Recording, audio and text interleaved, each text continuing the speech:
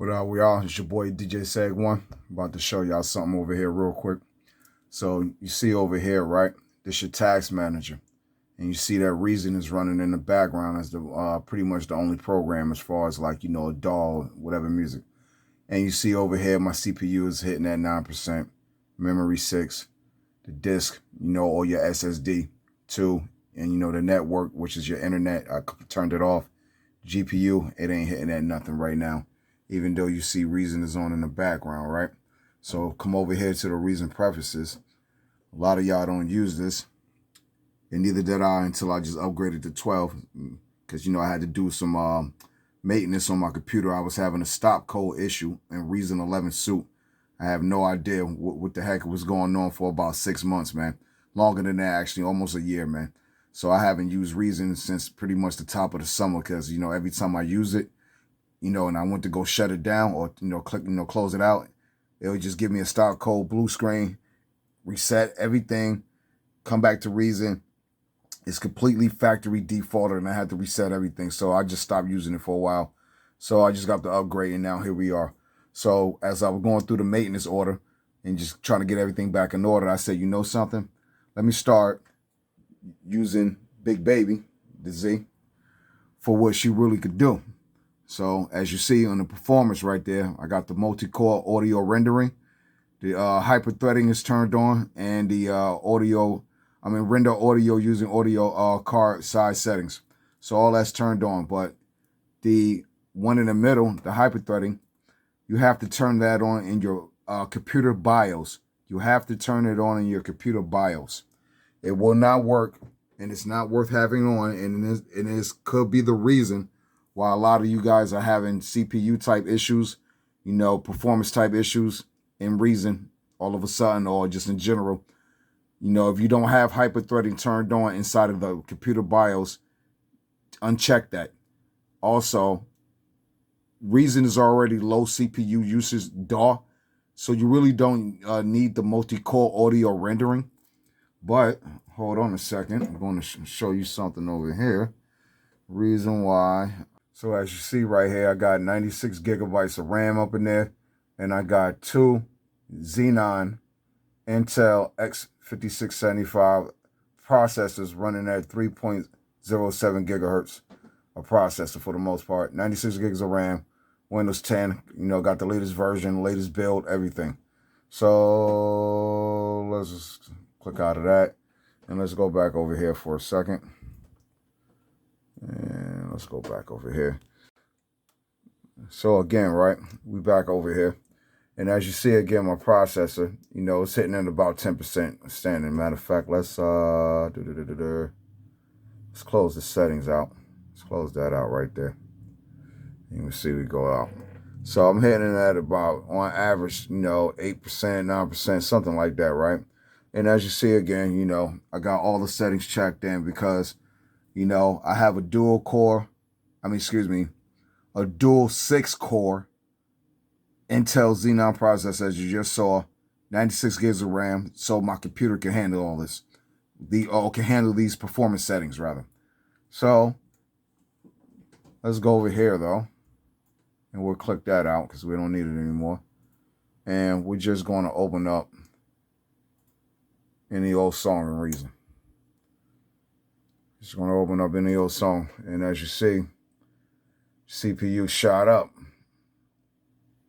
It pretty much doubled. Even though it's idling, it's not really playing nothing. You know what I mean? That was just the low right there of, the song loading up. But let's, don't need to hear it. But I am going to play the track. And as you see,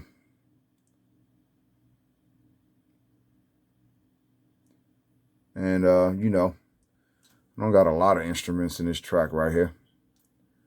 Some glitch machines, synth master from KV, you know what I mean? A bunch of rack extensions, parsec, and that's it. So, as you see, this is pretty much taking up over 1/4%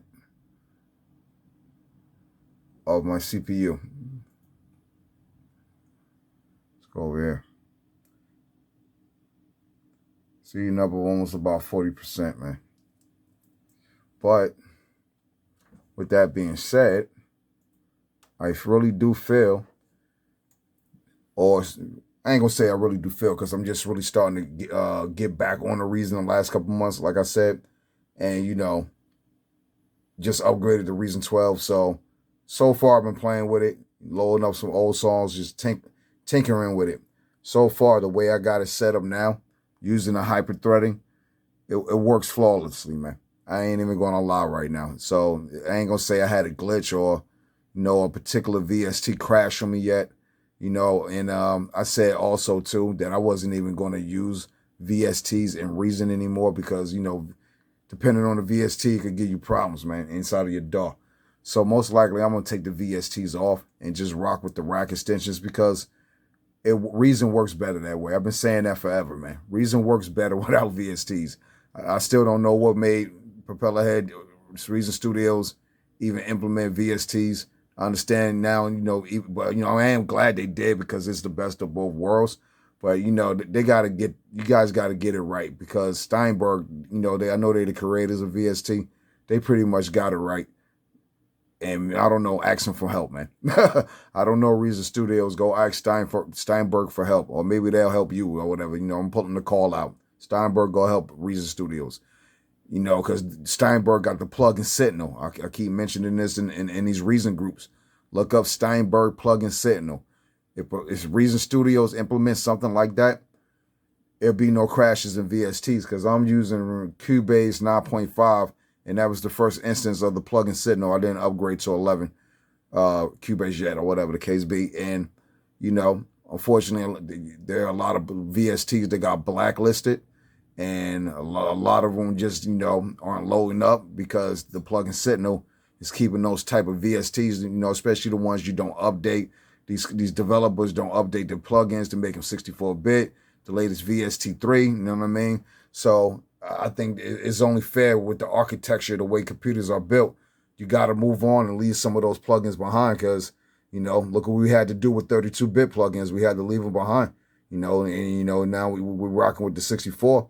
Eventually, we're going to have to leave it behind because what's the next step up? 128-bit, plugins. So eventually, we're going to have to leave the 64s behind one day. So, even though with things like JBridge and stuff like that, I don't know, man. You might have to leave some of these plugins behind, y'all. You know what I mean? And then, with Reason, they say they fixed the browser issue. They didn't fix anything. You know what I'm saying? In my opinion. It's still slow as hell, but I guess they'll get around to it. So, at least on my computer anyway. And to give you an example, let's go over here to the samples. And I'm just going to start clicking shit. You know what I'm saying? No, there's nothing in there.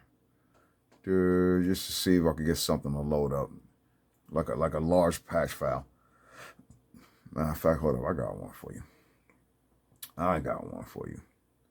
Where are we at? Right there. 500,000 MIDI files.